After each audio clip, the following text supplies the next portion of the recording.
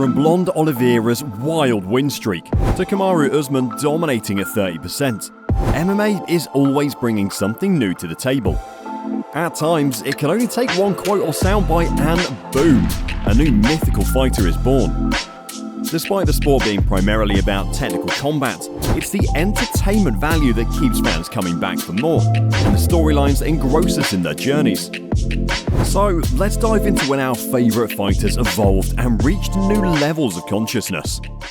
I'm George from Fight Game Insider, and this is the top 10 mythical fighters in MMA. C-level Cain Velasquez. Cain Velasquez doesn't back down in the octagon. His usual fighting style is the perfect combo of elite wrestling and fantastic cardio. That's why he was called Cardio Cain until UFC 188. Velasquez wasn't ready for Mexico's high altitude, as he'd only trained at 82 feet. Meanwhile, opponent Fabricio Verdú spent a whole month at the 7,382 feet high city to acclimate himself. Unfortunately, Cardio Cain lost his stamina just 2 rounds in, falling from grace to become C-level Cain. The nickname became more relevant because he dominated the octagon against Travis Browne immediately after this bout at C-level. But it was a great lesson for other UFC fighters. Jeremy Stephens spent $30,000 to train in Mexico to avoid a fate like C-level Cain before fighting at UFC Fight Night 159 in Mexico City Arena.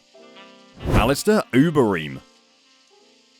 Ubereem took fans and foe Brock Lesnar by surprise at UFC 141 when he showed up fully jacked on probably every supplement he could get his hands on. This was before USADA came into the picture. That was one fight where even Brock the Beast Lesnar looked nervous seeing the size of his opponent. Even his eyebrows looked like they had muscles. Naturally, or not so naturally, he won that fight with a first-round TKO. After, Joe Rogan discussed his obviously jacked up look, saying, "If there's one man at UFC who got fucked by USADA, it's Alister Ubereem." Ubereem's supplement use would attribute to many of his wins over this period, with some saying he never looked the same post-USADA. Motivated McGregor. When it comes to fighting, Conor McGregor isn't the first name that springs to most minds. But it wasn't always like this. Fans remember his mythical fighter era, when he was all over the UFC at one point in his career. Motivated McGregor was a complete force of nature, on this rise with only victory on his mind. His influence was so strong that he helped lead the UFC to become a $4 billion enterprise. With a will so strong and charm so incomparable, McGregor really was the face of MMA. He ultimately managed to attain belts in 2 weight divisions simultaneously, becoming the first man to lay claim to the achievement. But that's where things started to go downhill. Following his failed boxing attempt at dethroning all-time great Floyd "Money" Mayweather, the Golden Boy began to fall into the rabbit hole of fame and money, never really performing to the level he once did again. The mythical fighter being made even more prominent by quotes from his coach at the time, literally referring to him as Motivated McGregor. Developing an unhealthy relationship with whiskey and God knows what else, on top of inactivity. What's left seems to be a shell of the legend we once knew, with just 4 fights in the last 6 years. Is Motivated Conor gone forever? Like a mythical creature who'll only be remembered in fantasy stories? Comment what you think. Sober Costa. Paulo Costa was a force not to be reckoned with in the UFC middleweight division until his career-altering fight with the last stylebender, Israel Adesanya, which he lost in devastating fashion. However, Costa claimed that it wasn't Izzy's elusive fighting ability that contributed to the loss, but instead a bottle of red wine that he chugged the night before as a result of being unable to sleep. As you can imagine, fans wasted no time in roasting Costa at every given opportunity.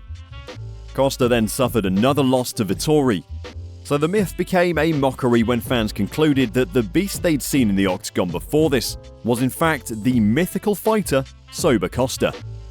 Blonde Brunson. Derek Brunson was in UFC limbo for a long time. He wasn't on the lowest levels of the fighter hierarchy, but wasn't up there with the champs either, a typical gatekeeper of the division. After an embarrassing stoppage loss to Adesanya, Brunson's hair would immediately go bright blonde, which would signify the start of a very impressive win streak. A standout moment being against the up-and-coming star, Edmund Shahbazyan. For Dana and the rest of the UFC, this bout was supposed to be Shahbazyan's first step in a bright fighting career once he beat Brunson. But the Brunson that entered the octagon on fight night wasn't the same.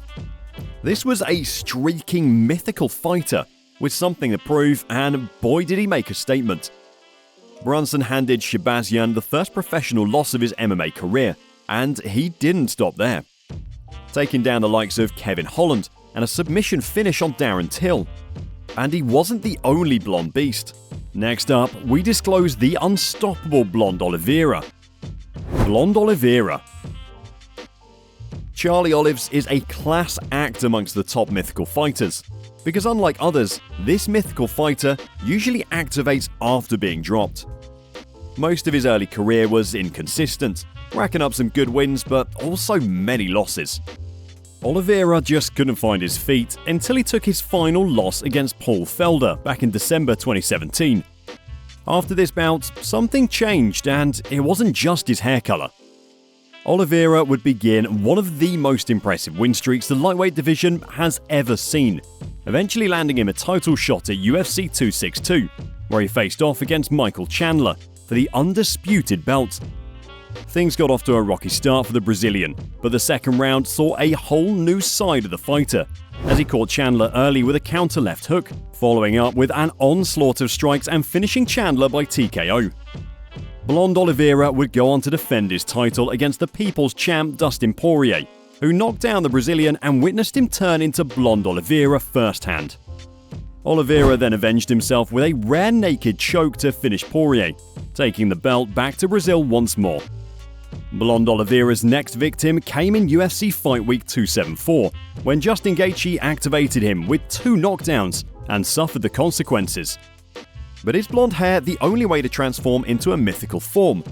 Not for Salon quality hair Poirier. Salon quality hair Poirier. Unlike other fighters, Dustin Poirier didn't need vigorous training or bleach to transform into his mythical self. All it took was some fancy hair product and styling. Salon quality. For a long time, Poirier was on the cusp of a title shot, so what was missing? Which rope did he need to climb for the Tower of Success? The answer lay within his bald head. So after losing to Michael Johnson, Poirier finally cracked the code and returned with what we know today as his salon quality hair. And just like Rapunzel's magical locks, Poirier's new hair also instilled magic in his performance, and it allowed him to climb his way through the lightweight division and win the interim championship belt against Max Holloway. While these fighters used what was above their heads to attain mythical status, next up we dive into how Sugar Sean O'Malley called upon what was beneath. Mentally undefeated O'Malley. Our next mythical fighter is more of a psychological one. When Sean O'Malley entered the octagon against Marlon Vera, he was undefeated and jacked up on praise and consistent victories. But to the surprise of many, the Ecuadorian shocked him with a first-round TKO stoppage. However, O'Malley's reaction to this loss was unique to say the least. He claimed that he was mentally still undefeated and never lost, even though he was 12-1 on paper. His claim for 12-0 comes from that the TKO finish was a result of Marlon's toe penetrating a nerve in his left, which gave him limp foot, making it almost impossible to stand. Therefore, the loss coming not from a lack of skill, but instead an unfortunate penetration of one's toe. He even dropped a perch line specifically to highlight his belief. And that's how O'Malley convinced himself he was still the greatest, leading to the birth of mentally undefeated O'Malley. 30% Usman. 30% Usman felt more like a cover-up by Kamaru Usman for his mediocre performance at a UFC Fight Night in 2018. Even though he won against Emil Meek via unanimous decision, fans weren't impressed with his performance. Kamaru responded saying he fought with only 30% of his potential and still won. He then added fuel to the fire by calling out Colby Covington after the bout. This even caught Dana White's attention, who thought it was ridiculous and asked if he would perform at 60% in a pay-per-view event. Dana also shot down his call-out, saying he shouldn't be calling out someone while being booed out of the arena. So what do you guys think?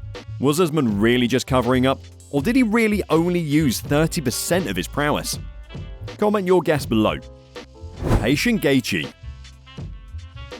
Despite starting his UFC career a promising 17-0 prospect, Gaethje was an aggressive mess when it came to his fighting style, leaving open many defensive holes. He was notorious for lacking discipline in the octagon. This eventually caught up with the fighter when he faced back-to-back losses against Eddie Alvarez and Dustin Poirier. His potential was on point, but his decision-making, well, not so much. This all changed when Gaethje stepped into the octagon against James Vick, putting on a patient and calculated clinic, to which the mythical fighter, Patient Gaethje, was born. His tactical approach, measured strikes, and careful distance management created a fighting machine that would go on to beat Edson Barboza, Cerrone, and Ferguson, all the way to a lightweight gold attempt against Khabib Nurmagomedov. And this is how Justin Gaethje also landed himself on our mythical fighters list. But it doesn't end here. Are there any you think we've missed? Let us know in the comments. Thanks for tuning in. Be sure to like, subscribe, and turn on the bell icon to be notified each and every time there's a new upload. Until next time, see ya!